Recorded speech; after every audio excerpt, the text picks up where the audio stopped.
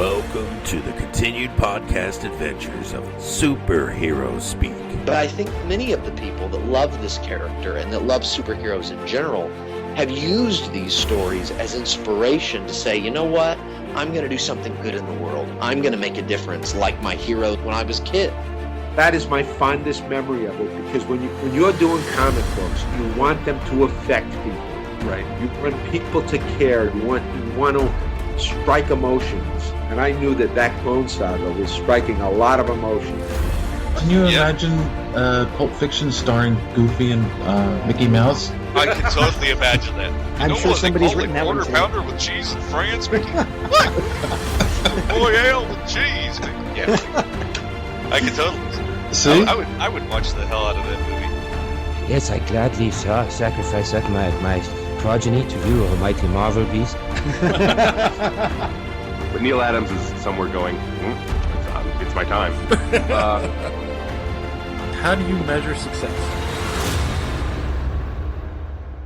Hey everyone, and welcome to Superhero Speak.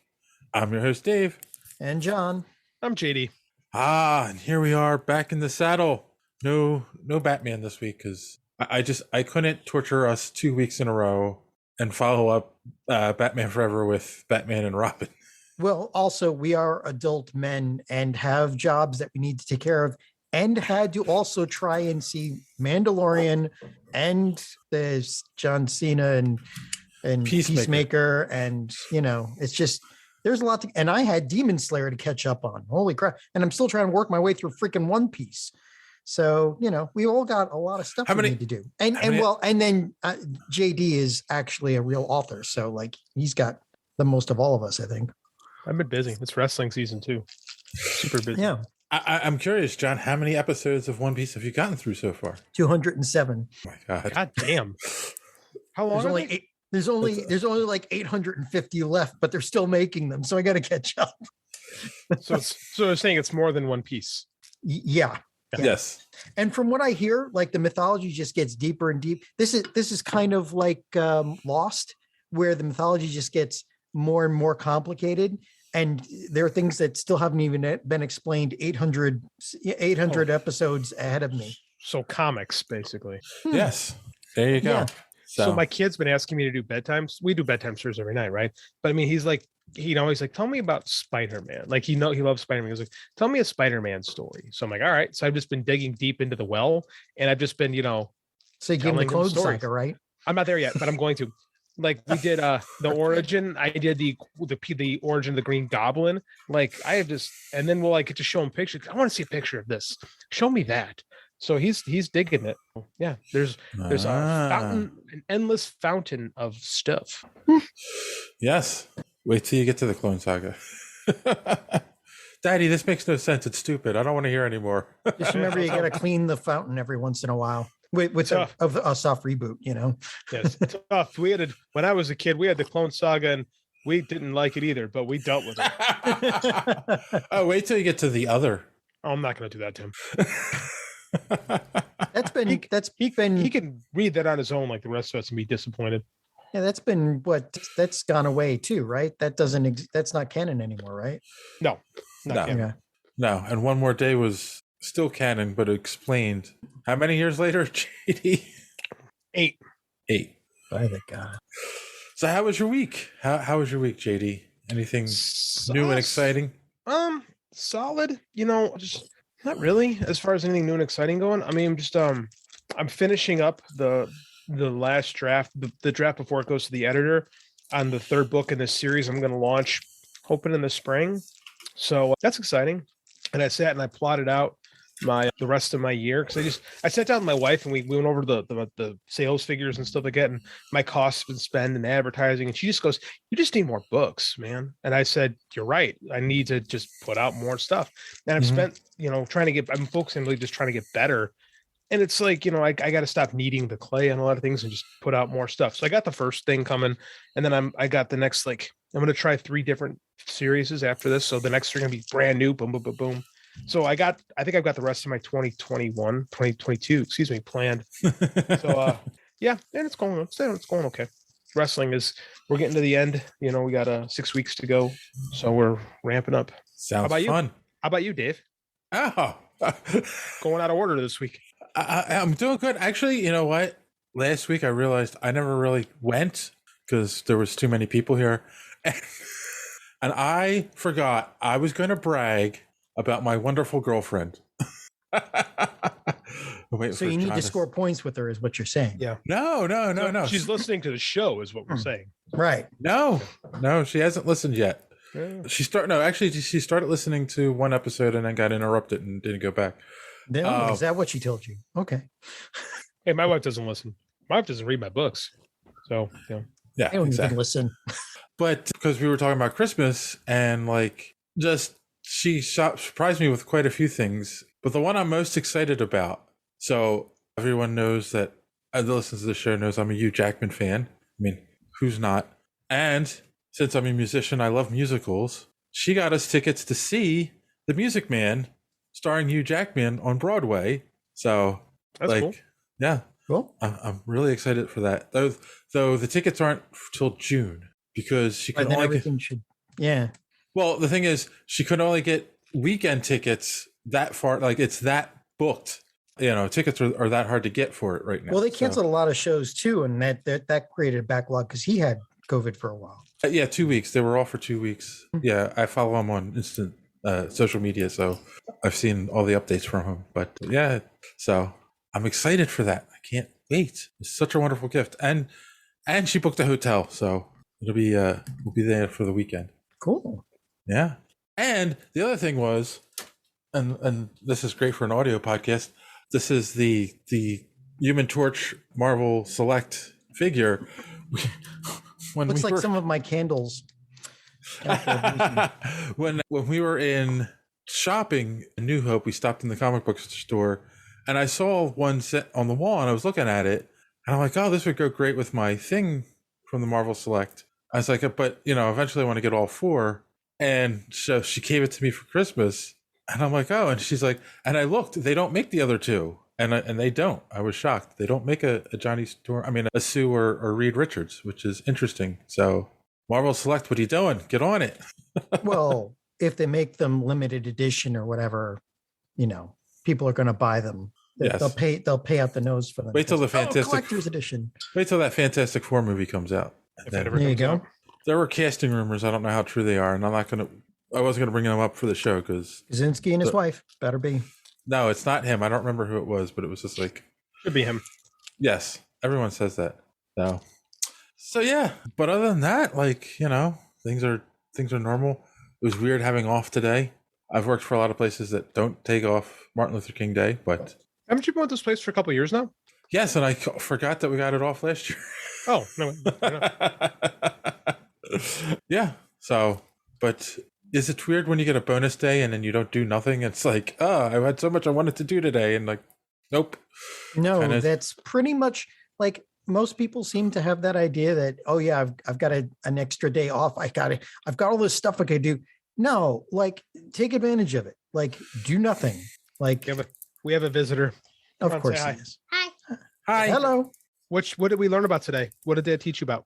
You can tell him. What did we watch? What did we learn about today? What character? Was it Spider-Man? No, it wasn't Spider-Man. Who did we learn about today? Tell him. Swamp Thing. Oh, good one. Whoa. Yeah. Excellent. Right. Good night, buddy. Hey, close my door.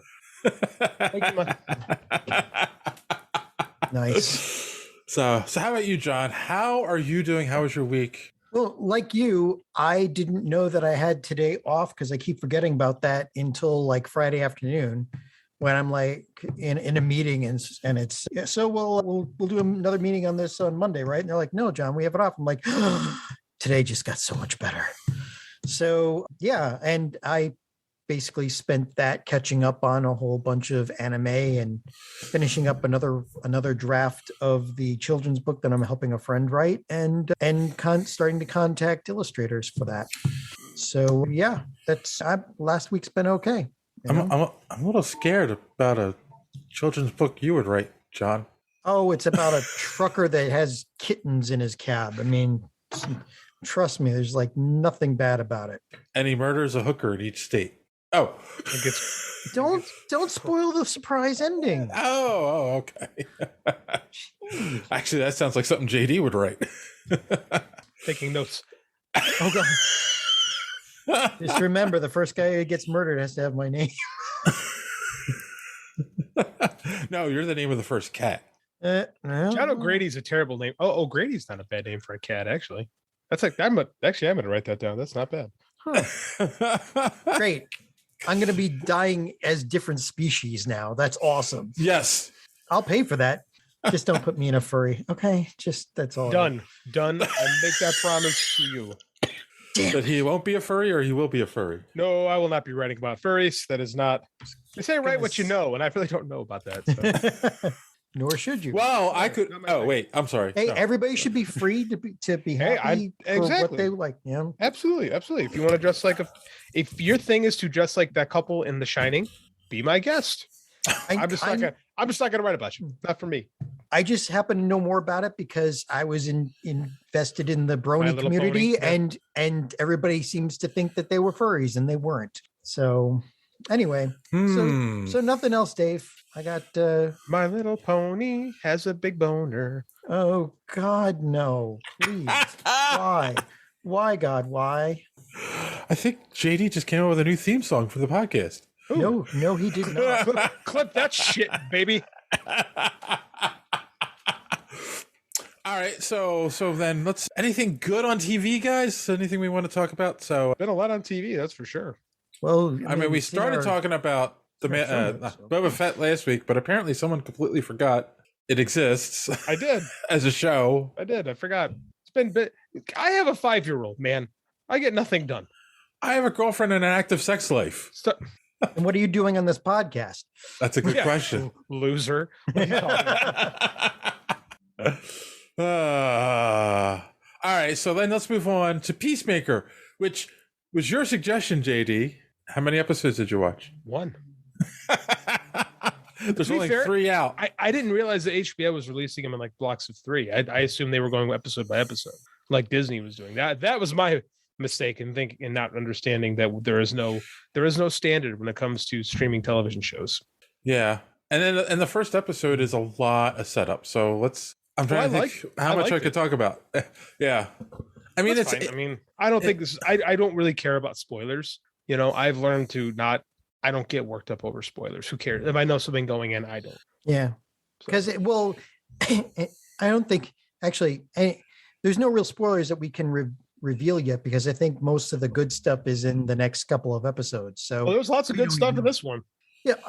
Well, okay.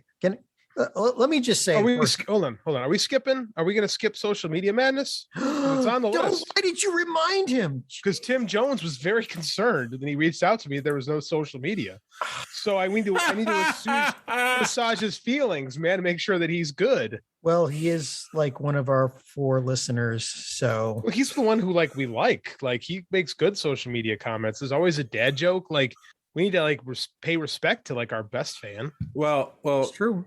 Tim, he didn't comment this week, did he? Tim, I'm going to repeat. I have a girlfriend now, and I'm going to let's play a drinking game. How many times can Dave work that he has a girlfriend into a conversation? Take a shot and see if you're survived past the first hour. And I've only got 3 bottles of bourbon, man. Come on. All I'm getting at is because I haven't been active on social media, and I'm going to get better at that again. But we do have a tweet from Tim Jones. Of course we do. He says, and this is in response to us talking about Batman Forever. He said, I liked the Batmobile and Nicole Kidman. Everything else I thought was bat shit, right down to the front of the bat suit looking like a waffle iron. It did, in fact, look like a waffle iron. I hadn't thought about that before. And you don't like Nicole Kidman. You like looking at Nicole Kidman in that movie. Yeah. She's not. I mean, she can act, but this was not where they didn't give her anything to work off of. She can act, but this is a thing is actors need direction and material to work off of, because she has absolutely nothing in that movie. And if you press mute, it's fine. She looks fantastic. Yeah. But the second she starts talking, it's like, oh dear Lord. It's like you'd start debating, could Batman kill one of his love interests? Could this be a thing? Maybe she was stalking him, and it was turning into kind of like a Bond thing, right? They had Vicky Vale, or Oh, absolutely. I mean, yeah. Michelle Pfeiffer and Nicole Kidman and who's the other one? Damn it. Oh, Uma it's Thurman? no, there was like she's more of a Bond villain, but she's not the love interest of the last one. It's Elle McPherson. No. It's someone like that. No, it's someone like that in Batman and Robin. It's a supermodel. Michelle Pfeiffer. No, that's not. I know who Michelle Pfeiffer is. I'm talking about Batman and Robin. Like they have like a supermodel who Bruce proposes to, but it makes no difference to the actual story. Oh, like what? Well, no. Then that was Uma Thurman, wasn't it? Because she was Poison. She's Poison Ivy, but the Poison Ivy is not the love interest of Batman and Robin. It is. Let's see. Hold on. It's some supermodel. My gosh, like it's Elle McPherson. I was right. Yep, Elle McPherson. Thank you. I can't pause the podcast, buddy. Huh. Stand by. Hold on. I have to answer important Batman questions. Well, is there any other kind? So I mean, right. So it's what do we got here? So first it's Kim Basinger. Kim Basinger, that's who you were trying to think of. Right. Yeah, I was trying to think of. And then Michelle Pfeiffer is Catwoman. And then Nicole Kidman. And then Batman and Robin, he said, well, yeah, it was Uma Thurman, Elle McPherson. Yeah, this is just like it was becoming a Bond thing, pretty much. It definitely was. Andy came in, he's got a little 5-minute Batman stories book, and he goes, Dad, is this the book where Robin dies? And I'm like, no, Andy, they did not release the death of Robin in a book for 5-year-olds. It did not in fact happen. He's like, I'm pretty sure it is. I'm trying to find the story where Robin died, because we watched like this evolution of Robin's video, he experienced Jason Todd, for the first time. So now it bothers him that a Robin didn't, because Robin's like his favorite character from DC because of Teen Titans Go, and like it bothers him. But it wasn't that Robin, so it should be. That's what I told him. I said nobody liked Jason Todd. It's fine, and he's alive now. And it's fine. Yeah. And when you say nobody liked him, it's because they killed him because there was nobody liked him. Yes. Nobody liked Jason Todd.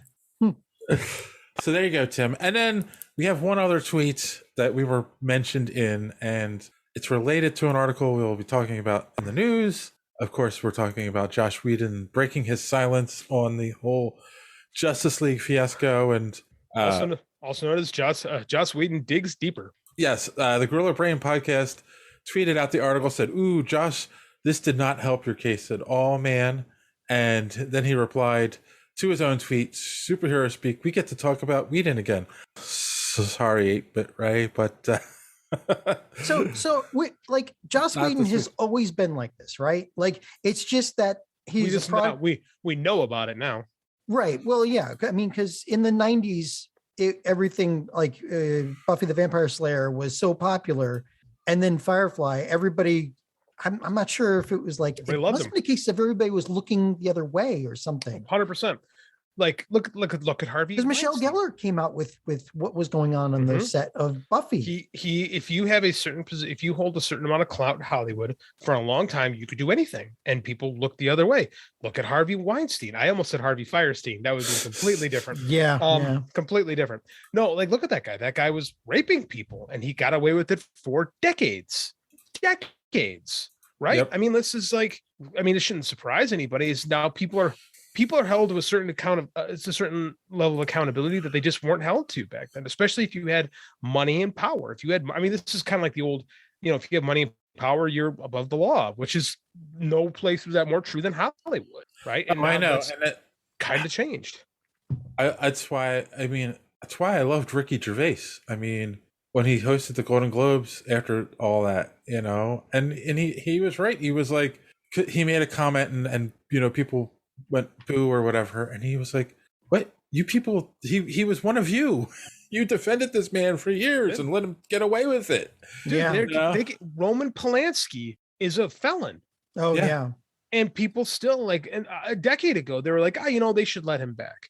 It's like he raped and sodomized a 13-year-old. Wow. I'm sorry. He drugged, raped, and sodomized. Excuse me. And people are like, no big deal. Look at Woody Allen. Hollywood allows that stuff if you've shown that you can make a pretty good movie. Yeah. Right. Yeah. If you can make them money.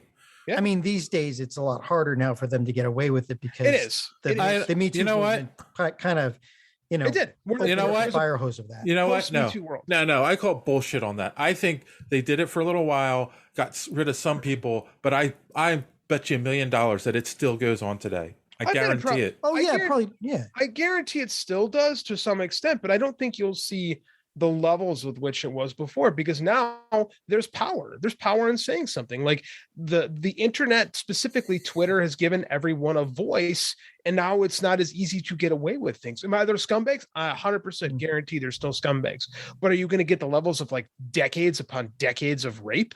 You know, are you going to get people covering up bodies? I don't think so. I think you might get this guy's an asshole, and the asshole will continue to work, but I don't think rapists will continue to get work. Yeah, the public has become more accepting of understanding that this is going on and ready to pounce on somebody. Yeah, and I agree. I think there's a lot more gotcha journalism, and there's no better place to go for a gotcha journalist to work than in this kind of stuff. So I think it's still going to happen to some extent. Of course, there's always going to be bad people who succeed, but I don't think you'll see it on the scale that it was for 100 years.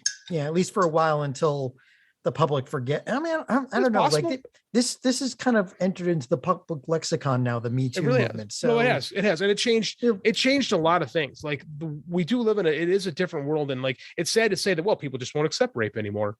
But I mean, like it's the truth. It's like people aren't willing, or racism. That's another thing. It's like Joss Whedon a few years ago, he says some stupid things. No, I mean, I know you're shaking me off, Dave, but I mean, like Quentin Tarantino says put all those things in his movies, and the man still works. But I mean, Whedon isn't working anymore. Right. No, and I'm not saying people aren't going to be called to the carpet, but I just think my issue is that the same people who allowed to go on for decades are still in power in Hollywood. It's not like there wasn't a changing of the guard. It was just, oops, we got caught. Okay, let's pretend for a little while like we care, and then things go back to the way they were. But here's the thing, though, is what is the guard? I mean, that's such a ubiquitous phrase. Is these things do change. Like these heads of studios, they're cranked out every couple of years. They don't matter. Like it's not like it used to be back in the 40s and the 30s when you had the same like 6 guys ruling over Hollywood with an iron fist. Nowadays, these public traded companies, they get rid of these CFOs like there's no tomorrow. These studio heads. Like how many times and since I've been on this show have we talked about Warner getting a new studio head? Yeah, it's investment groups now. It's not a fiefdom anymore. It isn't. It's totally. I mean, the behind the scenes machinations of these film companies are completely different. Like you just don't have even like a Michael Eisner that ruled Disney with an iron fist for a decade. You don't see that anymore. Yeah, I think if we get to a point where we have systems like Kickstarter funding blockbuster movies, which where you don't have. That's going to happen, by the way. I do think eventually we'll get there. Then I think we'll see real change. But until there's the money men who are controlling everything, it's still going to go on. Yeah, I mean, like I said, we say that, but when's the last Woody Allen movie that got made? Like, when's the last thing Roman Polanski put out? Like, those guys were being aided and abetted by guys like Harvey Weinstein. Like I said, like we just don't have these things anymore. There was a problem with Blumhouse a couple of years ago, or was it one of the other smaller horror outlets? I forget which. But I mean, like these people, they just don't last anymore. Like I just don't think you're going to have like the decades long control. Like you're not going to have these film emperors like you used to. Like it just isn't like that. Okay, it's controlled by shareholders now, which I don't think is better, to be honest with you. But I mean, it makes the shareholders and the investment groups, it makes them more accountable. They're more, well, that's because those types of business setups they're more sensitive to public opinion. They are. But, and because like you said, everybody's a cog in the machine, nobody's that important that they can't be replaced. Absolutely. They're more likely to get rid of people that are causing problems. Everybody's replaceable. Like finally, that's the true like justice of the film industry is they've gotten to the point where it's become so corporatized that nobody matters. Right. Nobody matters. Like there's not even movie stars anymore. Except everyone's replaceable. Except Disney and Marvel. But they're not people, despite what the Supreme Court might say. Corporations are in fact not people. Like they are. This true Strike 2 statement. Like no individual, no human being, no one person can stop these machines from moving. They're all spokes in the wheel. You can lose a spoke, put another spoke on. Like the mouse is a person. Yeah. No. Well, I mean that whole businesses are people thing is a clerical error in a Supreme Court case in the early 1900s, and that's what got the ball rolling on this. It is, and that's why we have corporations basically running our government now. But anyway, besides all of that, I think like Warner Brothers is a perfect example of nobody matters, and because of that we're getting worse films. Let's that is also true. But Kevin Feige, they've allowed him to have this power, and we can see what somebody who's good at it can do when they're given that power and said, we won't interfere. Yeah, but if something bad, if let's say, I'm not going to pick on Ronan Farrow but this is kind of what he does. He does these gigantic expose pieces that like destroy these like men of power. Yeah, right? yeah. If an expose on, but I'm creating a hypothetical scenario here. I'm not saying anything. Yeah, this is not a rumor we want to. This is not rumor. This is I'm literally just creating a scenario. I'm hypothesizing something like that. I'm creating a hypothetical. Like, let's say Ronan Farrow does a huge expose on Kevin Feige, and it turns out he's just the biggest piece of crap in the world. He's done. Disney's not going to put up with that. There's another guy. There's another underling at Marvel that could be a replacement level film executive. You know, it's that if you're for my baseball fans out there, it's the WAR principle. Your wins above replacement. If you're a replacement level player, you can have no errors. Right, because they're going to find another one because you're right at that average. The higher up wins above replacement, the harder you are to replace. Kevin Feige would be hard to replace, but not irreplaceable. Nobody's irreplaceable except for maybe Kevin Feige. I think you guys are irreplaceable, but that's another story. I replaced someone. I know, but now you two are irreplaceable. All right. I'm not irreplaceable. But okay, right. I think we beat that one. We got Don ready to go just in case. Yeah. So. And even rhymes with John. There you go. So real quick, hopefully this is still workable when the show comes out. But right now, Google Betty White and wait a second. All right, when the results. Open. Hang on. Why? Just do it. Just do it. You'll thank me. Top stories. Betty White's assistant shares one. Oh, the flowers. Oh, wow. Yeah. I'm not gonna lie. I thought these were strawberries at first. That's you know, Google sometimes. Yeah, that's pretty cool actually. Sometimes, man. So I just want to thank you guys for being a friend. Oh my God. Did you see on YouTube the woman, what's her name? She does the talking to myself, my former self, whatever. Yeah. She did these videos where she'd go back in time and talk to herself. Yes. She just came out with number 6. And the thing is, like, in the first one, she was like herself from May, and she went back and talked to herself in January of 2000, and you know the whole pandemic thing and all yes, I saw that one. And she's, you know, she said Betty White was trending, and she's like, oh, and the other one goes, oh no, it wasn't that. Okay, well, this one she kind of did a small tribute to Betty White, where she's, you know, the one from the future said, oh, Betty White's trending. And the other one says, oh, that's funny. We already did that joke. And the other one just had that look on her face. Man, you know, like this still hits me. Like that almost made me cry again. It's like, you know, losing Betty. I got a very few, like for every Betty White, there's like 8 Harvey Weinsteins. But Betty White, man, you know, we need more of those. Yeah. I just, you know. All right. So now we can talk about Peacemaker. Bad segue, I know. Really want to taste it. First of all, what a great opening. Oh sequence. My God.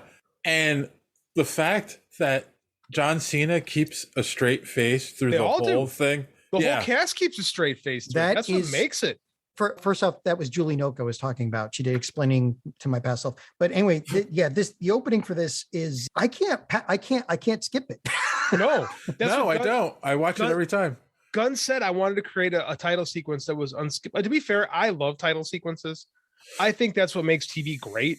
Like I have a brain that I memorized almost every theme song from when we were kids. Like I love that stuff, like cartoons and live action series. I love title sequences, so I never skip them. But this one is special. Yes, it's weird, super weird. I wonder. The show is super weird. Now, granted, John Cena is not a dancer, but I also kind of wonder, like, because he's so big, it's hard for him to probably do certain moves, you know? So the dancing is just awkward too. Here's the thing about John, because John, you guys know I'm a big wrestling fan. John Cena is professional wrestling. He is not known for being smooth. Like John Cena is one of the big criticisms of John Cena as a wrestling worker is that he was herky jerky with everything he did. Like nothing John Cena ever did in a ring looked like good. Like he wasn't particularly good in the ring. What made John Cena special was, you know, his verbal skills and his ridiculous body and his ability to connect with the crowd. He was really good at that. But as far as like his in-ring stuff goes, it was always a little awkward, and guys would talk about how awkward it was with him sometimes. So the fact that they steered into that with this, I think was perfect. By the way, he's probably lost about 25 pounds from his heyday. Yeah, but he's still a big guy. Oh, he's big. He used to be a lot bigger though.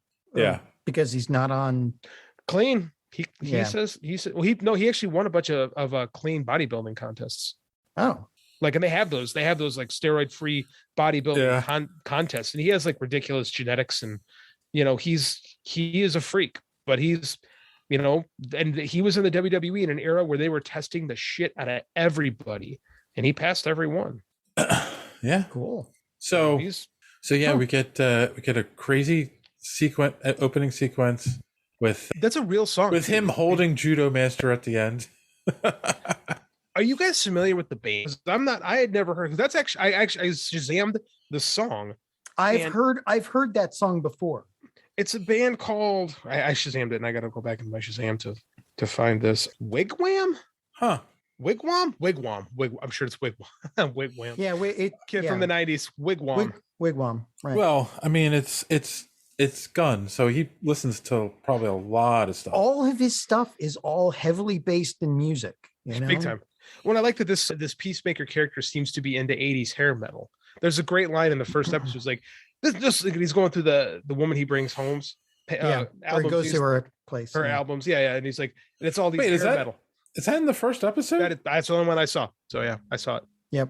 And he's looking at it and he goes, "This is a time when men were real men because they weren't afraid of just like women." Like, it's a great line. Sorry. It's a great line. This is real men because they weren't afraid to dress like women. Yeah. That is a James Gunn line completely. Yeah. He definitely has a style. And for sure. This irreverent, like, this was like, you guys ever see Slither? Yes. This is a lot more like that than like his like Scooby-Doo, which is closer to like Guardians, right? Yeah. Yep. He's got this irreverent sense of humor, which kind of got him in trouble. And he gets to showcase the angry, like, because I think this whole Suicide Squad is really still him working through his anger issues with getting fired from Marvel. Right. And it still seems like he kind of taps back into that side, because like Guardians is like pretty good natured, where this Peacemaker and Suicide Squad has like a huge edge to it. Oh yeah. Oh yeah. I mean, that's the one thing I wanted to mention was this is not my type of show. Me neither, to be honest with you. I mean, maybe my upbringing was a little bit more conservative than I thought, but this stuff, like some of the humor in this is a little bit way too raunchy for me. It's super raunchy. And you were raised in Amish country. No, I was raised wasn't. in Connecticut. So, well, I mean, but still, it's kind of like, I mean, yeah, there's some things I find this funny, but every time you think, okay, I'm at the limit now, it just takes 10 steps past that line, then jumps off the cliff and then explodes at the bottom of the cliff. I was thinking that too, but then I'm like, but so far it's not as bad as The Boys. Different because The Boys is so mean-spirited. Yeah. And this is like edgy, but I don't think James Gunn is like mean-spirited as a person. Right. Like I do think there's like an innocence to him. And this is more sophomoric, I would say, than like The Boys, which is just like I said, it's The Boys is just mean-spirited. And The Boys is way gorier. Yeah. I mean, this has got gore, but The Boys is gorier. This is more raunchy. Mm-hmm. Yeah.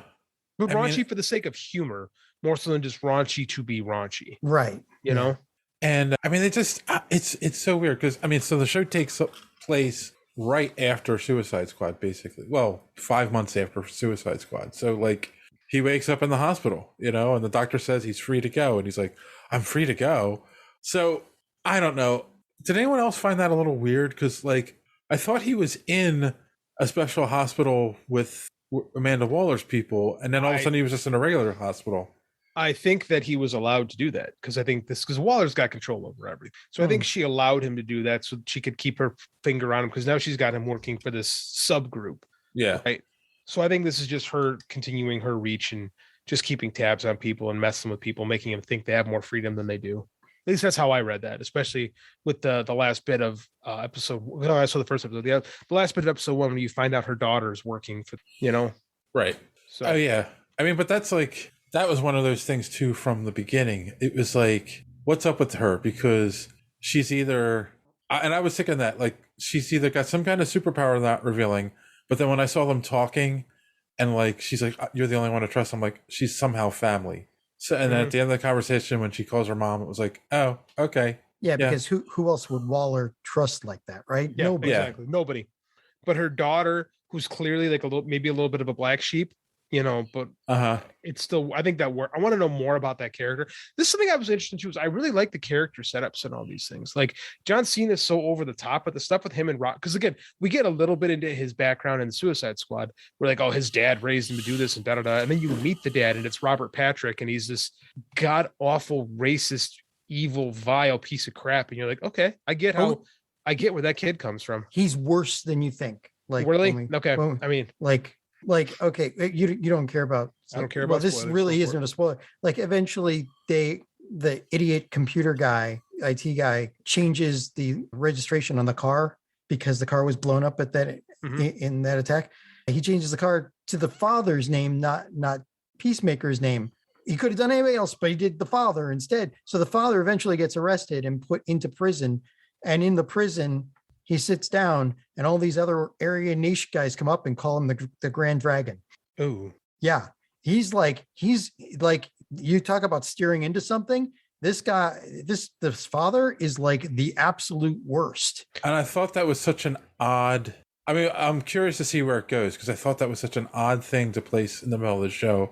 And I'm kind of wondering if there's like... Oh, it's got to go somewhere with that. It's got to go somewhere. Is he like a supervillain or something? And we're going to find out, Oh, he's got it. I mean, look at his basement for crying out loud. So who is the Peacemaker? Like, let's look at the Peacemaker, right? Who Peacemaker's part of those Charlton characters that influenced the Watchmen, right? Peacemaker's comedian. Well, not as smart, but... No, but that's what the influence was. Like the comedian was based on Peacemaker. So...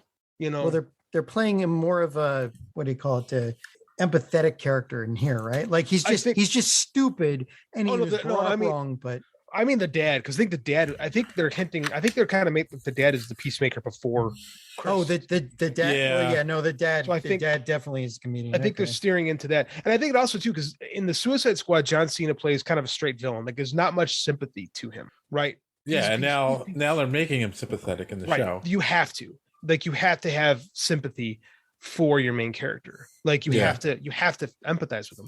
And an easy way to do that is because everyone's got empathy in their life somewhere, is you show them just what a piece of crap that his dad was and why he is the way he is. And then you feel bad for him. And I don't know if this is going to be a redemption story for Peacemaker in the long run, but in a way, like you're kind of getting that just by casting Robert Patrick, who has never, ever played a decent human being in his career. Like he's just always had that unsympathetic, unwavering T-1000 face.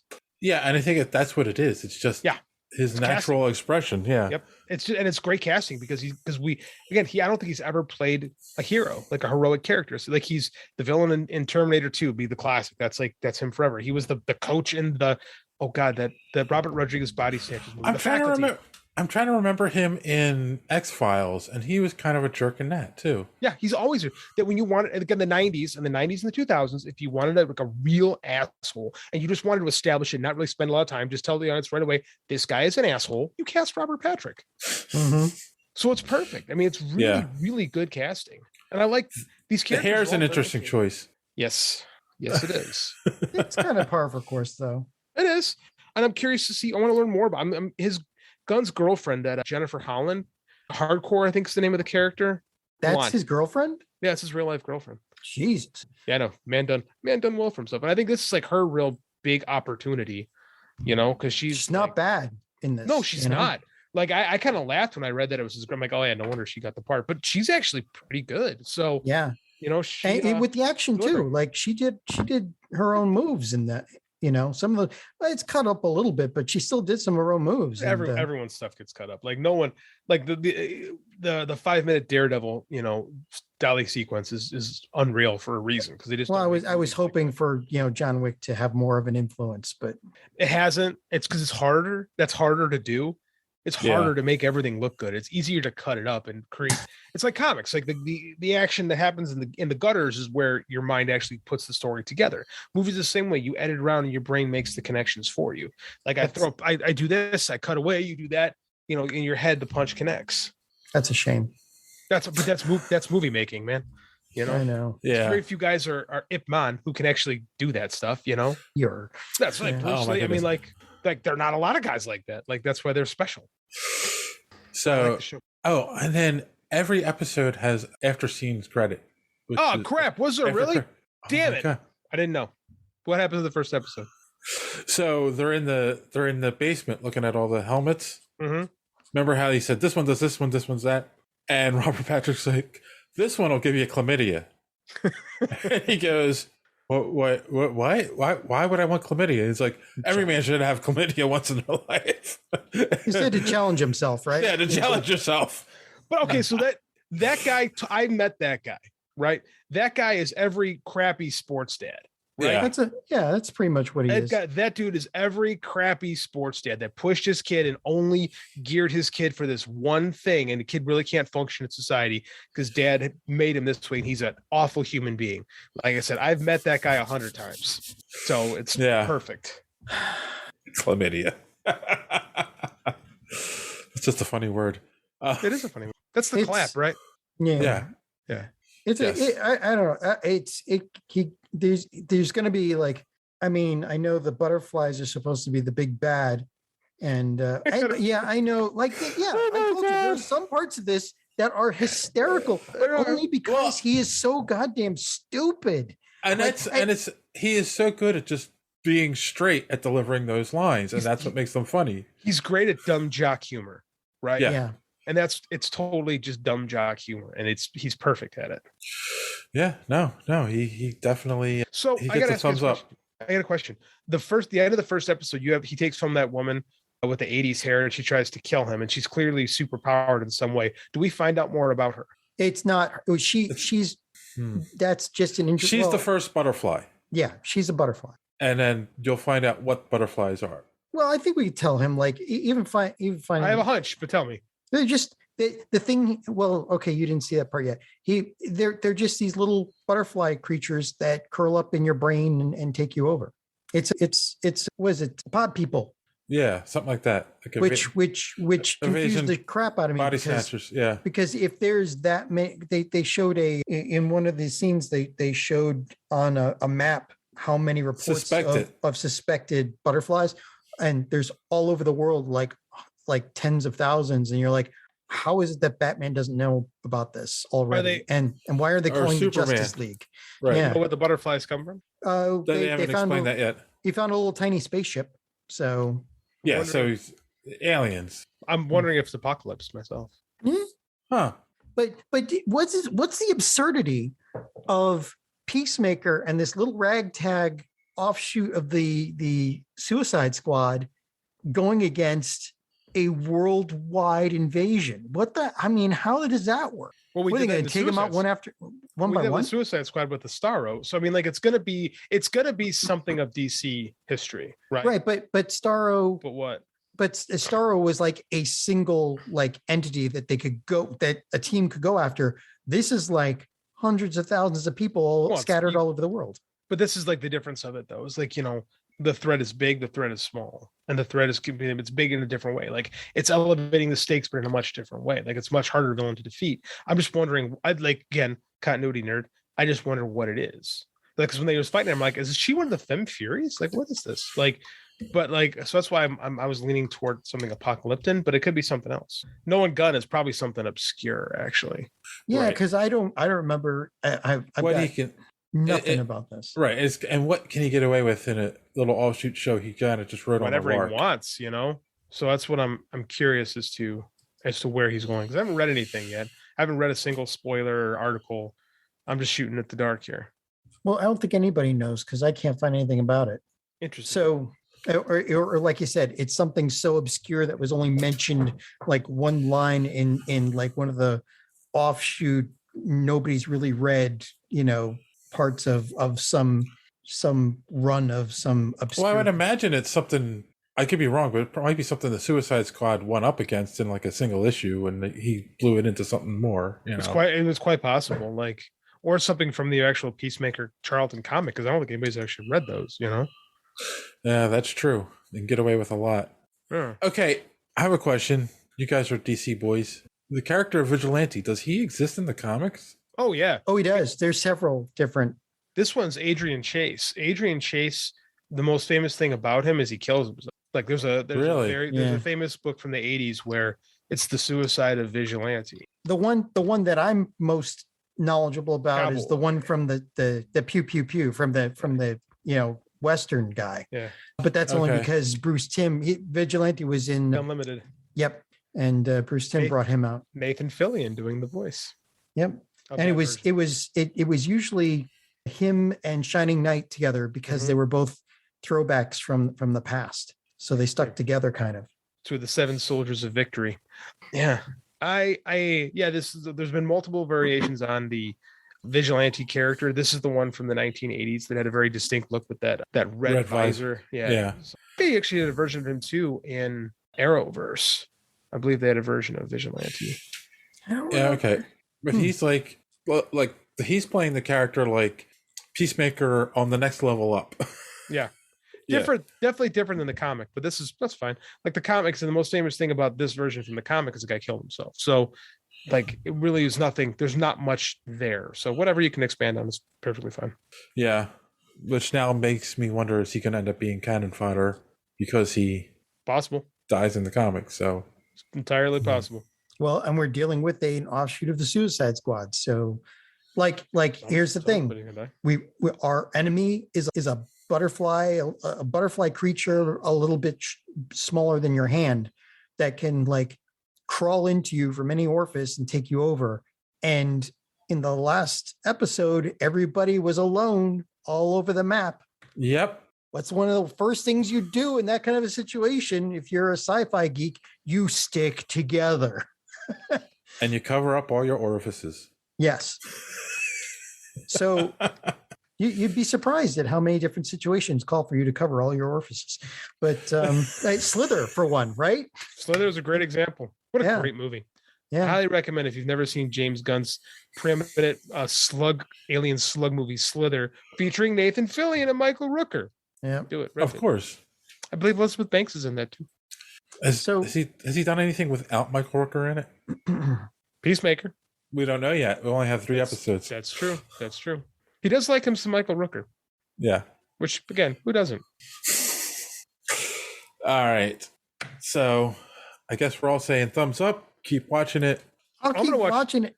I'm going to watch the next 2 after we get done. I'm that into it. Yeah. I'm cringing at some of it, but I'll keep watching it. Oh, it's very cringe. Don't get me wrong. But I kind of like cringe. It's very blue. It's very blue. Yes. And since we're jumping around, we'll have to now take a moment and have our good friend D Square tell you how you can follow us on social media and be part of Social Media Madness. Enjoying the show? Want to be part of Social Media Madness? Make sure you are following superheroespeak.com, where you can find all of the show's social media links at the top of the page. While you're there, you can check out old episodes of the podcast as well as some other great content. Check the site often because we are posting some great comic reviews as well as comic book and movie news content every day. Make sure and follow us on Twitter @SuperheroSpeak. And while you're there, check out the rest of the Geek World All-Stars Podcast Network. You can follow them @stars_geek.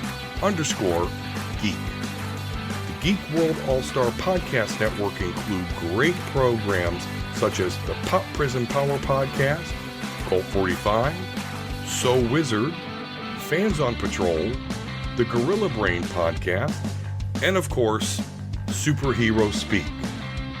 Search for #GWAllStars. You will not be disappointed. Now it's back to Dave and the boys on Superhero Speak. Thank you for that, Don. Don't forget to check out the Omega Level Nerds podcast, available on YouTube and wherever podcasts are available. And on that note, so as always, we're going to take a commercial break and be right back. After the messages. We'll be right back. All right, we're back. And not a lot to talk about this week. Slow week. Yeah, we're in that period still where it's still slow. But we did get our first look at the Batgirl costume. Leslie Grace shared it on social media. It feels very, comic booky. Straight out of New 52. It's the Batgirl of Burnside, 2014-ish. It's the Babs Tarr design. For you guys know what I'm talking about. Yes. So, yeah, I mean, like you can't get more comic book accurate. No, you can't. Classic red hair sticking out of the back. Mm-hmm. Obviously a wig. But I mean, that was probably a nod to the 60s Batgirl who had a wig. Well, that's the thing though. Like in the TV show, she had a wig, but in the comic book, she just had long red hair. That's true. So I always thought that was weird, but the wig makes more sense for disguise. Like they're looking for a redhead, but yet she's actually a brunette with short hair. Yeah. I mean, like, I don't know what to think about this movie. I want to see the new Batman movie first before I decide if this is something I'm interested in. But it's going to have Michael Keaton. Like, it seems like they're steering into Batman Beyond territory. Yes, it does. Which that's what John wants. We'll see. What do you think of the costume? Costume's okay. Yay, nay? No, I don't see anything wrong with it. Would you let her rescue you from a burning building in that costume? Well, yeah. Oh, okay, good. I'd let Peacemaker rescue me from a burning building. I just wouldn't stay anywhere near him after that. I prefer a fireman. I prefer a fireman rescue me from a burning building. Would you let JD rescue you from a burning building wearing that costume? I don't judge. I would definitely rescue John in that because I need him to keep paying me. It's a fair cop. Yeah. This sounds like a good idea for your next book. Dude, that is a good idea for a book. Yeah. So you got a bunch of them today, Dave. I gotta keep writing this down. So yeah, I mean, it's not bad. We'll definitely keep an eye out. I mean, they're filming it. We still have to get through the next Batman movie and Flashpoint. I feel like you're gonna have to see Flashpoint to understand, right? Probably. Yeah. I mean, Flashpoint, they're gonna reset things, right? That seems to be the way we're going. They're still, really not getting how this should work. I mean, this is the classic DC thing, right? It's like New 52, yay! Oh, it didn't go so great. Rebirth, right? Another retcon, yay! It's like they think they can fix this in post, and they're not quite. They're just not getting it. It's funny. I was reading Kurt Busiek this weekend on Twitter. Had this it's like all weekend he was talking about. He started with just like, because he wrote Superman about a decade and a half ago. He's like, here are ideas that I had a Superman that I'm never going to get around doing. So he just launched a bunch of ideas he had for Superman. And it led into a conversation about the original Crisis. And he's like, Crisis was necessary for DC because it had become extremely convoluted, and it was an absolute smash hit, and it launched a new wave of comic. It was like he said, it brought in so many more eyeballs to DC, and it helped them in so many ways. But they threw out too many babies with too much bathwater, and there were mistakes that they've been trying to fix for 40 years, and they've never quite wrapped their head around. And he used Superboy as an example, because when you eliminate Superboy, you eliminate the Legion of Superheroes. They've never been able to figure out the Legion of Superheroes since then. And then someone said, well, you mean like the Flash? He said, no, the Flash was lost, but they needed to redo the Flash because the Flash had just been like, the Flash wasn't even a top 10 book for them anymore. Like, wasn't even a top 10 character. And he just went through like kind of these beat by beats of where the Crisis had like hit and where the Crisis had missed. And then he goes, in a lot of ways, they've been trying to play catch up on it ever since. And it's interesting because it's true, because every now and then we have to have another Crisis, and we're rather than Marvel just being like, no, that didn't happen, and pretend just ignoring it, like DC steers into it. Like my kid asked me today how we were talking about Jason Todd. How did Jason Todd come back to life? Well, Superboy Prime punched the walls of reality. Yes. I mean, like, oh my God, Ra's al Ghul put him in a Lazarus pit. And then I explained the Lazarus pit to him, and he's like, oh, okay. Like, it makes much more sense than like explaining all that stuff. It's just like DC, they have ideas, and then they make them so much more complicated than they need to. True. Well, they need a central keeper of the history, and they need to plan it out better. Like, But even Marvel doesn't plan it out good, but Feige is fixing that by making sure that there's very little interference with the studio, but he's keeping a very. It took a while though for him to get there. Like he had to earn his keep to get that kind of stuff. You had to have a bunch of hits. Yeah, but he is keeping a fairly clean history now. Like we know what's going on in every place, and it's easier to do that in a movie than it is in a comic book series. Right, Oh, and true. that's what this. Yeah. But I was to say, I think this is. I don't know. Maybe I'm wrong. Is this the point you're trying to get to, JD? Is like DC tried to launch a movie universe. It didn't go that well. So now, well, it worked in the comics. Let's do a Flashpoint and reboot the universe. Yeah, and it seems like that. And I get why they would think that because, yeah, sorry, Dave, I got lost in my own thought. No, it did seem like that's what they're going for, is that they're going to try to crisis essentially the movie universe. I don't know if that's necessary. But again, at the same time, they're in a crisis-like position because there's things about the previous universe that work. Yeah. Like Henry Cavill as Superman works. Jason Momoa as Aquaman works. And there's stuff that doesn't. Man of Steel really didn't work. Like the Justice League movie really didn't work. Like, what are you going to do? How do you keep, and this is the problem though, with the crisis is they tossed some stuff and kept other stuff. Same with New 52. New 52 tossed everything away except Batman and Green Lantern, their top two books. Those books went on like nothing happened, right? It's never clean. Yeah. That's never clean. So what are we going to do here? Are we going to do it again? Not clean. Then we're going to bring back Michael Keaton as Batman. So what? I don't know. And it's just like Marvel has, they walked such a fine line with Spider-Man and delivered, right? So now there's an even bigger expectation on Warner DC to do something. And I just don't know if they're going to be able to. That's the funny thing. Marvel keeps putting more and more pressure on DC, and instead of like taking a breath and figuring it out and then making a movie, DC keeps rushing everything to try and keep up. They just can't figure it out. Yeah. Like they just, again, like they don't have a Feige who's just like a guy, right? Like Feige's essentially like the equivalent of like an editor-in-chief or a showrunner. Like he's the guy who he's not making all the movies, but he's like the final say. DC just doesn't have that guy. It was supposed to be Jeff Johns, and as we'll talk about later, that just didn't work. Jeff's coming back to comics and he's doing some stuff. And like, I don't know, like the stuff that makes Jeff Johns a good comic writer makes him very difficult as a film person. Yeah, this is aside from his personality. This is just his tendencies, right? Yeah. You know. No, agreed. So yeah, we'll see. Fingers crossed they at least get something right soon. Hope so. I do. I hope so. Yeah, I mean, and they are filming Aquaman 2, Batgirl, Flashpoint's almost, or I think they're done filming Flashpoint, and they should be. And then we have a Batman movie that's not connected to anything. So yeah, let's see where this goes. All right. So we talked about this a little bit earlier, but to get a little more detail on this, we had said, so Josh Whedon came out and said Ray Fisher is a bad actor and denies all of the Justice League claims that Ray Fisher has made against him.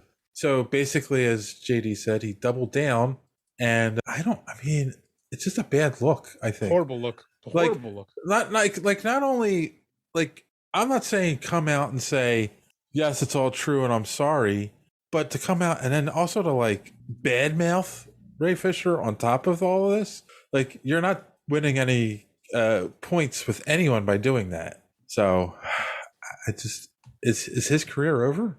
Joss's? I think so. Yeah. Like I'm sure he'll get something, but like I don't know. Hell, they could greenlight a second season of Firefly and he wouldn't be able to helm it.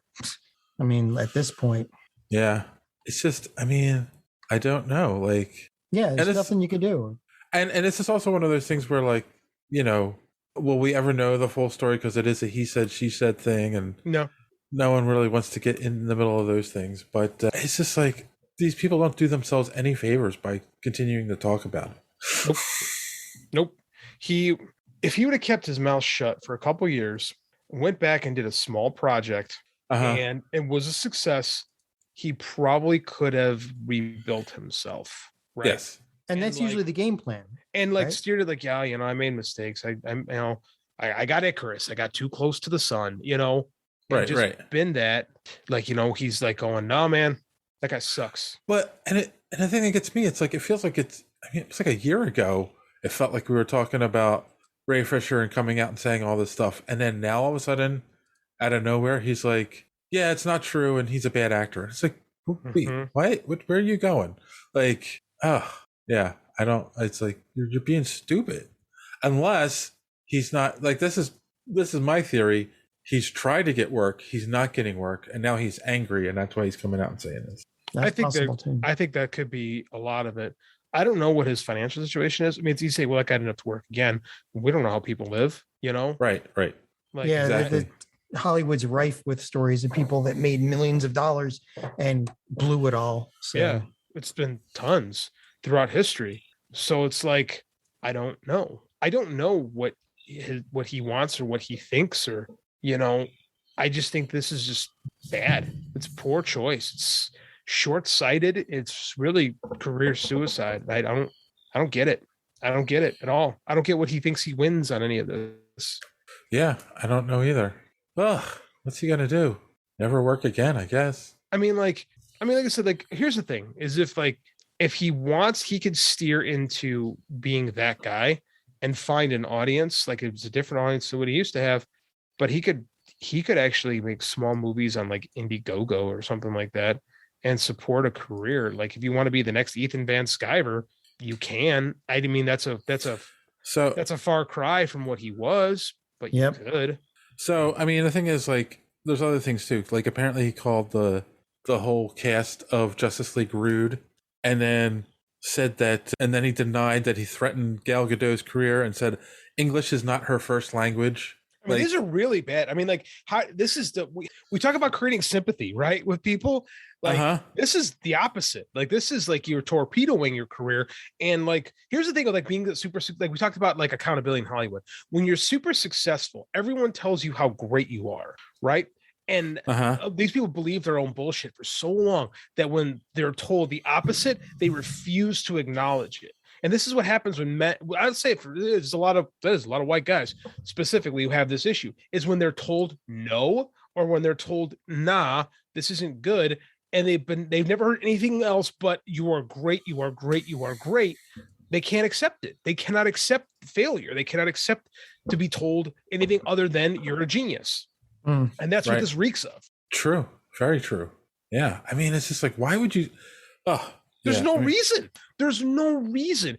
Even if you were being insincere, the right thing to do is be like, I was wrong, man. I screwed up. I need to get better. You know? Even if you didn't mean it, it's so easy to say. Fix your career. And he went the opposite. Yeah, that's the standard publicist playbook, right? Like, they have a well-trodden, well-known playbook, you know? Used to be I'm going to therapy or something. Yeah, you know? I'm gonna get counseling, I'm gonna get better. Like, and again, has social media been the worst thing for people in the PR industry? Yeah, because they cannot control the message anymore. Well, even so, let's just like, and I know we talk about like the idea of a star isn't what it used to be, and it isn't. But even going after that cast of Justice League, you have some of the right now biggest stars in that cast, and it's like, why? Like, you don't punch up while trying to do a mea culpa. It doesn't work that way. Punch down. You're punching. It's punching. Well, he's punching up because they're bigger than him right now. They are bigger than him now. But I mean, like, you're Joss Whedon. You think you're punching down. You know what I'm saying? Like, he thinks he's better. And like, Gal Gadot's star. Like, it's not like Ben Affleck's rushing to his defense. Like, here's the thing too, is like, he took over Zack Snyder's, say what you want about him, but I mean, like, he's got weird movies, weird sensibilities, but his actors you never hear people go, man, it was a horrible set and he's a bad person. Like, you never hear that about Zack Snyder. You just don't. Like, apparently he's all right guy to work for. Everybody came out in this and talked about what a piece of crap Joss was. Yeah. And it's not like the Marvel people bent over backwards, because he had nothing good to say about them when they made Age of Ultron. Yeah, that's true. I mean, nobody came to his defense. Joe Quesada didn't even come out and be like, hey, man, I've worked with Joss for years, blah, blah, blah. Because that guy saved X-Men 15 years ago. Yeah. It's just weird to me that this is how this guy's going to choose to end his career. Like, and now you just double down. It's so crazy. So crazy. Yeah, it is. I so many people loved him, and now everyone hates him. My It's like, wife is the biggest Joss Whedon fan because she loved Buffy. My wife loved Buffy.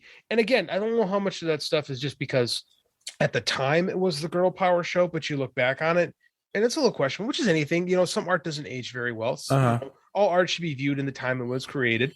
But I mean, like, it disgusts her to like even think about that now. Because again, like Sarah Michelle Gellar, Charisma Carpenter, Eliza Dushku, any woman that worked on that set. Michelle Trachtenberg. Michelle Trachtenberg was she was a child, and they weren't like she wasn't allowed to be alone with him. How did this guy keep his job? Yeah. And let alone he had two networks fighting over him. There was a lot of talk about from Michelle Trachtenberg and Elijah Duke was it like Eliza Dushku, right? Mm-hmm. Yeah, because she wouldn't and did Dollhouse after Buffy, and there are rumors about how that really ended. Ugly, I assume. Yeah. It just, I don't know, man. It's just like, it's just weird to me that this is how he ends with it. Like, it's freaking crazy. It's freaking, okay. So I got into an Alf kick over the weekend. I was watching Toy Galaxy and they had an Alf thing.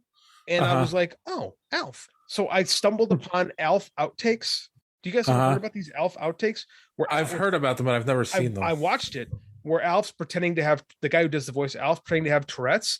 And oh my Lord. Oh yeah, there's another one that if any of that if social media had been invented before that that wouldn't have lasted like 3 episodes. And he's making like sexually suggestive comments to the daughter who was like 17 at the time. Like that stuff, like we just talked about, that stuff flew. It was fine. Even though, what are you gonna say? It was his show. You know? Yeah. He could and she was taught to, and probably the actress that played the daughter was taught to accept that as part of the trying to get through that. And this is what we talk about is these, and again, Joss Whedon came up in this world, where that stuff was. And what the craziest thing about this place? His dad was the showrunner, or his grandpa, I forget, was the showrunner on Golden Girls. It's just like, I don't know. It's nuts. It's nuts. Very nuts. I don't know. It's not weird when you see your career going down in flames and you decide to throw gas on it. Well, I guess it's better thinking that the gas is water, right? Yeah, exactly. And then it's like, this isn't water. Here's more. Yeah. I guess Def Leppard said it best, right? It's better to burn out than to fade away. Yeah. I believe Neil Young also said that. Oh. Hey, my. That's true. Rock and roll can never die. Neil Young, good person, quality human being. You never hear bad Neil Young stories. Gotta hope I'm not wrong. I don't think you have. I can't think of a bad thing about Neil Young I've ever heard. I don't know. That's good.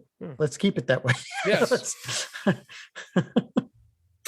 All right. So speaking about things that are weird and from the 80s or 90s, NBC orders a pilot episode for a Quantum Leap reboot. So there's been rumors floating for a while about Quantum Leap was coming back. Some people thought maybe are they going to continue the show, but no, they're doing a full reboot. They're going to let Sam come home finally.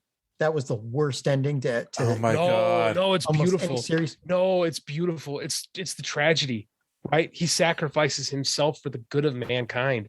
It's very Christ-like. It really is. Man, I love that show. I'm very excited about this reboot, but I'll be honest with you guys. I've had this idea kicking around in my head for a decade of how you could like put a new spin on Quantum Leap. And it's never going to happen now. So I decided, well, I'll just take the idea and rename it and reformat and just do my own thing with it. So I had this, I'm happy but sad at the same time because like facing my own failures as a creator, like, well, I never got big enough for Quantum Leap, Well, what was your idea? So you could still get big enough for something else. Okay, I'll give it away because like I'm going to do a book series and it doesn't really matter. What if, so Dr. Beckett's been leaping through time, right? What if Project Quantum Leap changed its focus to bring him back, not for good, but because like this guy is essentially ruining history. Like, what if you woke up tomorrow and say your wife and daughter were gone and you never knew that they existed? How much power do we give one man to do that? That's wrong. It's morally wrong. So the new Project Quantum Leap would be to send time agents to retrieve Sam Beckett, to stop him from putting right what once went wrong. So it's essentially Quantum Leap meets The Fugitive. But Sam Beckett would continue to do the right thing because, in fact, the evil leaper would have taken over Quantum Leap. There was an episode where there was an evil leaper. That's where I got it. It was a Halloween episode, though, and you were left wondering if there really was or not. That's where I got the idea, where this is the evil leaper would have taken over. And then Al would be like an AI It's because the real Al Yeah, would have because been Dean long gone. Stockwell. Yeah, yes, well, that- yeah. Imagine, that was if my- you woke up tomorrow and social media never existed. It'd been what a wonderful world this would be. Yeah, no kidding. We'd be in a that lot was- better place. That was my idea that I always wanted to do, was like reboot Quantum Leap, but like now Sam is like on a ticking clock where he has to do these things or risk being caught. And like the other leapers would be like Matrix, like the Smiths in the Matrix, where they could leap into other people's bodies to stop Sam from what he's doing. It wouldn't be that far fetched. The government would be stupid enough to say, "Hey, we got to So- stop him from." That's from what I changing- that's what I wanted to do. That was my idea. And it Yeah. would just be evil. So now screw it. I'll just change things around and So- write a series of books. Here's the interesting thing. In Quantum Leap, the TV show, Mhm. the original show, part of the rules of how the sci-fi worked was he could only leap to points In his own life. in his Right. own lifetime, right? So from his birth to that point in time. So even if you get an actor in his 40s today, that means that the farthest back he can go is the 80s. You're making me feel really freaking old, there, man. Well, that's the beauty of this show, is apparently they're going to try to get Scott Bakula back involved. So whether it's actually, because I don't know for sure, but it sounds like they're going to try to get him. So now you have the flexibility of the 80s the 50s till now, because Scott Bakula is like in his 60s. You know, Yeah. he could do it. So I mean, like, there's more flexibility to it. Like, if they want that idea too, by the way, I just threw it open. They could steal it from me. I stole it from them. So, you know, Well, it could be him handing off the torch. it could, because his daughter worked for Quantum Leap. Yeah, and his wife had come back, right? Like, or no, that was Dean Stockwell's No, wife. his His wife does was work. waiting for him, right? His wife was waiting for him. We didn't know about that till I think it's a season 4 premiere where you find out Sam had a family. But then he creates a daughter who actually winds up working with the project to bring Sam back. God, I love this show. He brought her into existence, and she wound up fixing something they needed. Yeah. Yeah. You know, it was God, it's such a good show. And like, I hope whatever they do with it, it could be as good as the original, because those up until the last season, that show had aged pretty good, to be honest with you. Like, there's so much heart and pathos to that character, Sam Beckett. Like, It won awards too. It was one of the first really good. sci-fi shows to win awards. Yeah, it was a socially accepted sci-fi show in an era where not a lot of sci-fi was mainstream. So obviously, one of the aspects of the show is they tried to concentrate on small personal stories, right? Because you don't want them to change the Cuban Missile Crisis, right? Because, well, to be fair, they did do the Kennedy assassination. Yeah. The last season got ridiculous. Like, they just kind of lost, you know, not every show needs to go for 10 seasons, you know, they just lost it. But yeah, for the most part, it was small personal. right. And I mean, can you get away with that today? Or do people want to see, like, oh, he's traveling through time, he could stop 9/11, or, you know? Well, Doctor Who gets away with it, and, you know, they don't have to change anything, but they call fixed points in time that they can't change. And, They make up the rules as they go along on Doctor Who all the time. yeah. This would be, I mean, like, could you? Yeah, but I mean, like, what I wonder is, because the Quantum Leap was such like an episodic show, right? Like, you could watch any episode of Quantum Leap, and it just wouldn't really matter. There wasn't a lot of continuity. There's a little, but not a lot. Now television is so serialized, right? Yes. How do you do Quantum Leap like that now? Because you need overarching plots. Well, they Right. did kind of exactly. tie the original episodes together, because at the end of the They did. episode, he would leap into somebody that you would see in the next. They did. So They so did you a play them out teaser. of order, you kind of get that off, but you know, But you could still, tag, you could tag that end. You could literally cut the ending of any episode and pull out. You know, like, you could put them in. Well, the yeah, order. yeah. Like, you don't have to have it in the proper order. But now I wonder how you do that, because television viewers want these epic stories now. Like, we watch TV because we get longer stories than we get in movies. Like, episodic Freak of the Week shows don't work anymore. Right. So what is Quantum Leap in the 21st century as a TV show, as a narrative show? I don't have the answer to that, but I'm really curious to see what they do. My idea would have worked. Yeah, your idea would work, because they want an overarching storyline, and Unless what's better than that? Yeah. I think unless now you show the Quantum Leap lab and what's going on. Yeah, you could absolutely do that. I think you should do that if you're going to have that. Like, there needs to be more activity from Ziggy, right? Right. And oh shit, I forgot the rest of the name of the people. Like, yeah, you need to have Project Quantum Leap be a part of the story, a part of, like, the fabric of the story. Right. Not And then just that's where you have it. Yeah. that's where you can have your overarching narrative keep going. Yeah. Mm-hmm. And then you have, because there's so much more you could, actually, you're right, Dave. There's so much more you could do overarching, because then you have, like John said, the government would be after you. Like there would be problems. There would be, because they're idiots. Well, again, they'd want to destroy Project Quantum Leap because it's dangerous. Or control it. Control it. And then there'd be a plot to stop that. And then there'd be like, you could have time terrorists. You could have like, there's a million things you could do. I'm going to write all this down.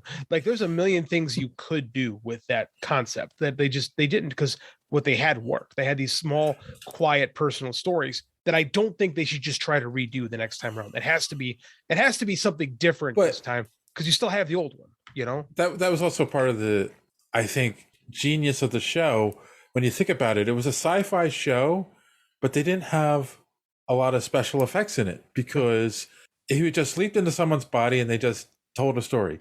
The most was him looking in a mirror and seeing someone else, and the light effect at the beginning and ending of each episode. It was basically sci-fi kung fu, or the Incredible Hulk, where the guy comes into town, sees a problem, solves the problem, moves on to the next town. It was the same show. Yeah. Yep.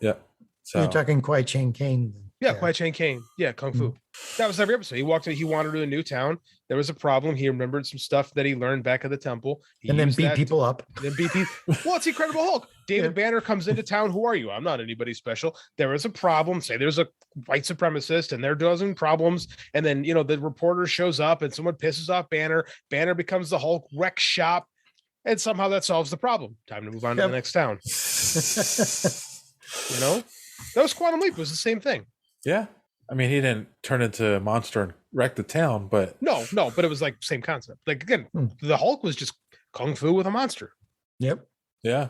No, and it was great. I mean, it was one of the first shows that did things too, like he would leap into women and leap into people of color, and like have to see it from their perspective. I think that's what made it such.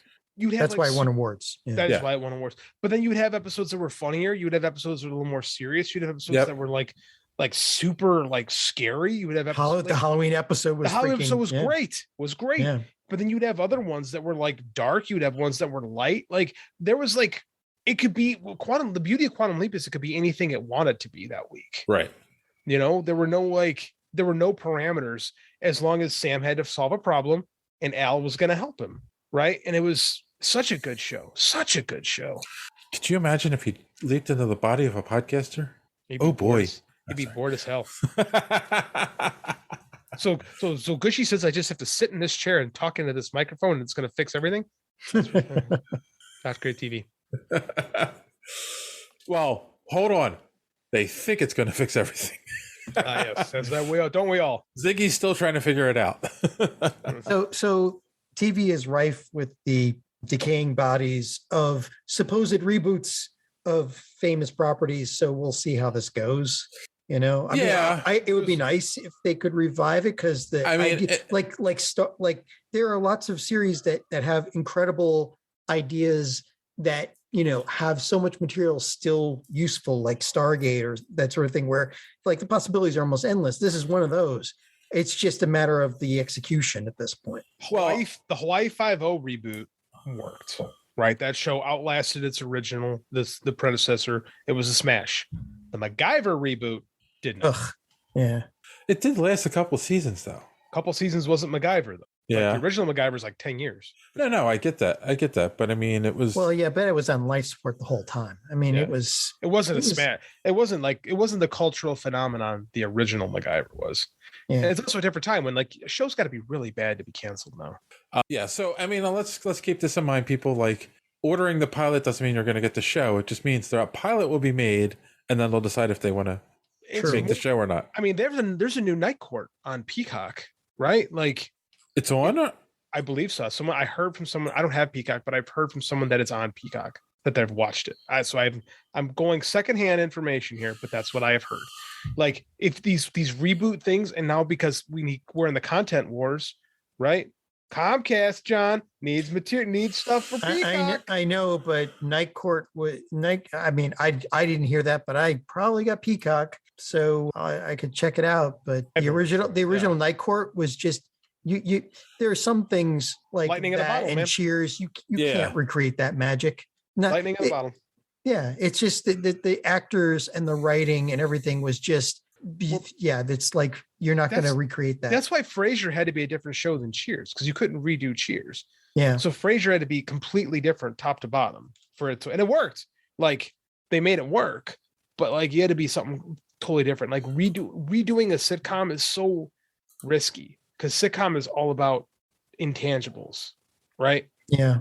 Like it really comes down to, do you have a good concept? Do you have good characters and good actors that can play them? Like, and do they click? Like, and it's so hard. And the thing is, I do think Night Court, it was Harry Anderson. Like, absolutely, the whole show was built around him, and like, absolutely, you know, it's like I'm trying to think of a show that's built around it. Everybody Loves Raymond. Mhm. Like that show is based on Ray Romano, his comedy. What like Seinfeld. Exactly, Seinfeld. Yep. You couldn't reboot those shows without the main person in it. So yeah, I'm actually trying to look this up, and I don't see. The only thing I see is it talks about the upcoming. Maybe it hasn't Night happened, Court or reboot. maybe I saw someone talk. They saw the pilot or something, and I connected dots that weren't there. But I know for a fact I saw someone on Twitter talking about the actual show, and I said, "You saw it?" And he goes, "Yeah, it was good." I'm like, "Oh, okay."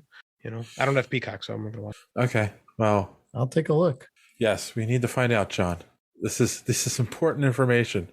I just don't. I hope it doesn't make me sad. I mean, it's just It's Melissa Rauch, the other blonde from Big Bang Theory. Oh, Yes. okay. Doom, doom, doom, doom, doom, doom, doom, doom, doom, doom. What's next? We've got Dead Air. You should edit this out. All right. Now this is saying, hold on. This is on Deadline from shoot. Why is this? Why can't I see the date? NBC sitcom for 2022-23 season, Night Court. So maybe someone just saw the pilot and was just talking about it. Yeah. And this is from November. So what's January? If it's like it got cast before November, like it was cast in the summer. I mean, obviously they're filming it because there's a photo looks like from the set, and you see Melissa Rauch on the bench and talking to John Larroquette. John Larroquette, Dan Fielding. I can't believe he's going to reprise his role. Why not? He's not doing much. You know what his first role is? You know what his first like acting role was? No. He was the narrator of the Texas Chainsaw Massacre. Oh my God, you're right. Yeah. Nice. Wow. That's insane. It is, isn't it? I love horror movie connections to like famous people because everybody's done a horror movie. No, a lot of famous people started in horror movies. I know. That's what I'm saying. Well, it's Look that at in commercials, right? That's how you get your start. Friday the 13th, Kevin Bacon. Nightmare on Elm Street, Johnny Depp. Mm-hmm. Your woman with Halloween. a problem on an advertisement, and your body number 3 in a horror movie. Jamie Lee Curtis. Jamie Lee Curtis on Halloween. Yep. Yeah. Paul Rudd in the Halloween 6. Oh my God, that's right. Ugh. See, so boys and girls, let that be a lesson to you. Go to a horror movie and you can become famous. Watch horror movies because you're gonna see someone that becomes famous at some point. I'm saying if you want to be an actor, don't turn to Jennifer Aniston. She was in Leprechaun. Oh my God, that's right. Yeah. Oh my goodness. Yeah, the only person I can think of that went back is Courtney Cox. Scream. Well, Scream killed at the box office. Huh, I made a pun. Didn't even mean to. Scream did great. Scream was the #1 movie. Like that franchise has got legs still. It turns out. It finally pushed out Spider-Man 3. Right? About time. I mean, something had to eventually. But No Way Home just beat Black Panther domestically from domestic box office. I mean, I love Black Panther, but it's about time. You know, it just makes you feel good for the world. Like even though our COVID numbers, it looks like we peaked. Looks like we're starting to trend down a little bit. Still not great, but it makes me feel like we're trying to like be normal again and like things again. So I don't know. Makes me hopeful for the future. I like things. I like things too. John, do you like things? Things are nice. All right. Well, then I think we're at a good point to wrap this one up, and we can talk about things we like. So do we have any recommendations for our audience, John? I just saw, in the midst of shotgunning both Peacemaker and the other one that we were going to talk about that we didn't really talk about, was it Boba Fett? I also shotgunned the second season of, was it Demon Slayer? Demon Slayer is a show that in 2019, one of the episodes, episode 19, actually trended on Twitter. It was it's probably some of the best animation ever put on a show. And the second season is basically just as good. So if you want to see, like, if you want to get into anime and you want to start with some of the best animation and storytelling, Demon Slayer is for you. Okay, it'll spoil you, but JD. So I took my kid to the comic shop on Sunday. We were in the old stomping grounds. I said, "Oh, there's the comic shops." We said, "Oh, can we go, Dad? I want to get a book." And he's been into the Miles Morales Spider-Man lately. So, and it's Peter, he loves Spider-Man, which is just awesome. So I took him there, and he picked up a little Marvel Adventures. It was Peter, Miles, and Gwen. He's just on top of the moon. I wanted to get something. I look at the books, and I'm always like, man, and I get intimidated because I'm like, I would love to start reading it, but one, it's expensive, and two, it's always like, God, where do I start again? Yeah, like trying to keep up with stuff. And then I saw DC's doing these black label things, and I picked this up. Like this is the audio podcast will explain it. It's the prestige format books. They're starting to release those again. And this is Swamp Thing Green Hell #1, written by Jeff Lemire, art by Doug Mahnke, and it's a post-apocalyptic story. We're not sure what happened, but there's civilization is on the brink. There's not many people left, and the green and the red and the rot have decided, we're done with people. Let's just get rid of them. So the green, it's on the green to get rid of the rest of the people. And the green has created a new Swamp Thing that is evil and is just wiping people out. And so the last survivors went to this old man who lives in a lighthouse for help. And the old man in the lighthouse is John Constantine. Oh God. And at the end, he resurrects the original Swamp. It always comes down to freaking Constantine. It does. No matter what. I love it. No matter what apocalypse they come up with, Constantine's always one of the last ones there. And I didn't see it coming, and I flipped the page, and I'm like, of course it's Constantine. Of course, yeah. So I read this I think it's 3, but it was really good. I like the prestige format because like it's real big, and you can really appreciate the artwork because it's printed so much bigger than a traditional comic book. Yeah, the paper is real slick. It was like $7, so it's a little bit more than a regular comic, but I feel like I'm getting more. Maybe I'm a mark. Maybe I'm just a mark who fell for a gimmick.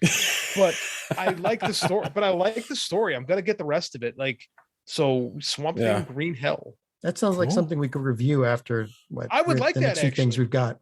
I would like that. I would when the whole thing comes out. Yeah, I'm not sure what the release schedule is going to be on it, but it's pretty damn good, to be honest with you. We got to do Batman and Robin first, unfortunately, which we'll probably do next week. Same bad time.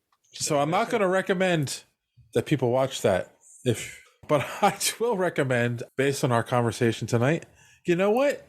If you haven't seen Night Court or Quantum Leap, go seek them out. I'm sure they're streaming somewhere. So they're great shows from the 80s and 90s, and you can understand JD, John, and I a little bit more by watching those shows. Fair. And on that note, boys and girls, as always, thanks for listening. Don't let your cape get caught in the door. Have a good week. All righty.